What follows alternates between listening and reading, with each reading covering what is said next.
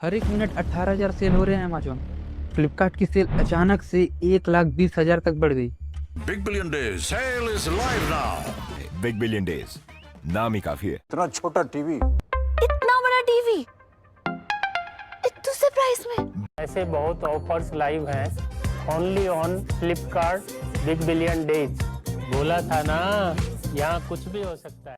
Big billion days, जब हर e commerce platform पर भारी डिस्काउंट्स होते हैं, कहीं 20%, कहीं 50%, तो कहीं 80%। और हम साल भर इसके इंतजार में रहते हैं कि कब ये सेल शुरू होगी और हमें भी चीजें भारी डिस्काउंट में मिलेगी। हम भी फ्रिज, वॉशिंग मशीन या हमारी फेवरेट आईफोन खरीद पाए। मम्मी के लिए साड़ी खरीदनी हो या घर के लिए furniture. Sale is live now.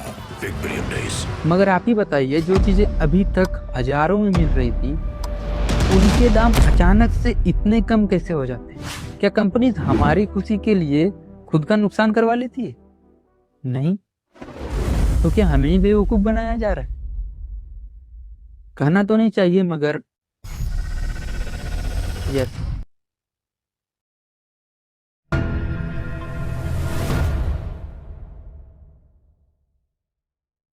Suppose कीजिए आज आप ऑनलाइन एक फ्रीजर देख लो, आपको वो 20,000 का दिखा रहा है और डिस्काउंट के साथ वो आपको 10,000 में मिल रहा है। आप तो आंख बंद करके उसे खरीद लोगे, क्योंकि आपको उसकी जरूरत है और आपको एक रेलिवेंट डिस्काउंट में, एक अच्छे डिस्काउंट में वो चीजें मिल रही है ना। कॉन्ग्रेचुलेशंस, आप बेवकूफ बन गए। यही तो इनका बिजनेस मॉडल होता है।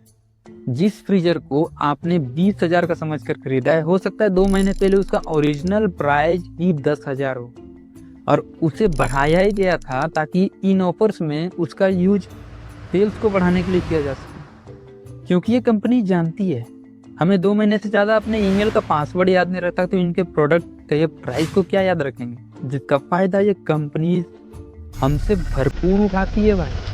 बट डोंट वरी, आपके लिए मैं एक ऐसा ऐप लाया हूँ जो आपके इन प्रॉब्लम्स को खत्म कर देगा। ये कोई ब्रांड प्रमोशन नहीं है, मुझे इसके लिए बिल्कुल पैसे नहीं मिल रहे हैं। मैं आपको इसे इसलिए बता रहा हूँ ताकि आप इन फ्रॉड से बच सके और किसी भी प्रोडक्ट को एक रेलिवेंट डिस्काउंट के साथ, एक रियल डिस्काउंट के साथ खरीद सके। इस ऐप का नाम है बाय हटके। बेसिकली आपको क्या करना है, जिस भी प्रोडक्ट को आपको खरीदना है, जिस भी प्रोडक्ट के बारे में आपको जानना है, उसके लिंक को कॉपी कीजिए और इस ऐप में उसके लिंक को पेस्ट कर दीजिए। ये ऐप आपको उस प्रोडक्ट के प्राइस के बारे में सब कुछ बता देगा। इसके 2 महीने पहले कौन सा रेट था, इसका लोवेस्ट प्राइस क्या है, इसका एवरेज प्राइस क्या है, अभी का प्राइस लोवेस्ट प्राइस से कम है या उसके बराबर है या उससे भी ज़्यादा है। आपको ठगा तो नहीं जा रहा। इसका हाईएस्ट प्राइस क्या था और इसका हाईएस्ट प्राइस कब था, सब कुछ फ्री ऑफ। चलिए छोड़िए, अगले स्टेप की ओर बढ़ते हैं। ऐसा क्या होता है इन प्रोडक्ट में जो ना चाहते हुए भी हम इसे खरीद लेते हैं?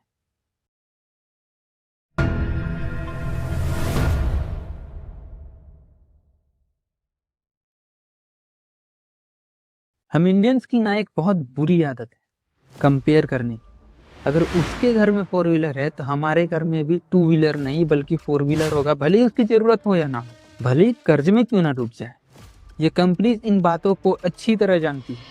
ये करोड़ों रुपए खर्च करती है हमारे दिमाग पर रिसर्च करने के लिए। इसीलिए ये 3 प्रोडक्ट्स को एक साथ अलाइन करके हमारे सामने शो करते हैं। जैसे आप इसे देखिए, ऊपर के प्रोडक्ट में हाई रेट, बीच वाले में उससे कम प्राइस और तीसरे वाले में हाईएस्ट प्राइस। इन तीनों को देखने के बाद बीच वाला हमें सबसे ज्यादा कॉस्ट इफेक्टिव लगेगा। इसी चीज पर सोने पर सुहागा कर देता है ये छोटा सा word, 50% discount, 40% discount, 30% discount, 80% discount और एक छोटा सा line, 2 items left, only 24 hours left, जिसे देखने के बाद हड़बड़ा कर आप इसे खरीद लेते हो। मगर इन सारे हथकंडों को यूज ही इसलिए किया जाता है ताकि आपको लुभाया जा सके, आपको फांसा जा सके। मगर फिर भी मोबाइल फोन्स और कुछ प्रोडक्ट्स ऐसे हैं जिन पर एक रेलिवेंट रियल डिस्काउंट होता है। तो इन चीज़ों के नुकसान की भरपाई ये कंपनी कहाँ से करती है? क्या हमसे करती है? आइए देखते हैं।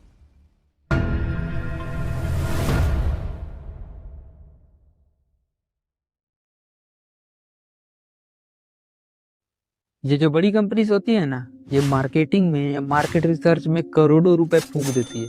इन्हें पता होता है कि फेस्टिवल्स के टाइम पर इनका डिमांड बूम पीक पर होता है, इसलिए ये सारे प्रोडक्ट बल्क में उठा लेते हैं, जिसके कारण पर प्रोडक्ट इनका कॉस्ट भी कम आता है और ये इन चीज़ों को सस्ते दामों पर बेच पाते हैं। इसे आप इस तरह समझिए, नॉर्मल दिनों में 80,000 के आईफोन्स के 10 आइटम्स पर डे बिक रहे हैं, यानी कि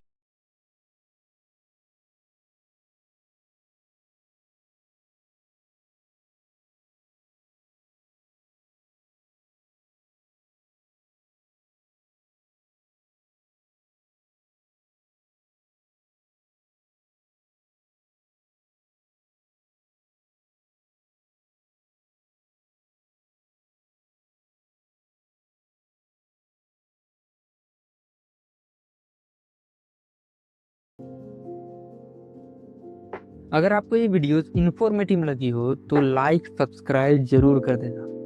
वैसे मेरी अगली वीडियो उस चीज के ऊपर है जिसके बारे में आज तक इंडिया में किसी ने बात नहीं की, ना ही कोई कर रहा है। The untold story of Nokia,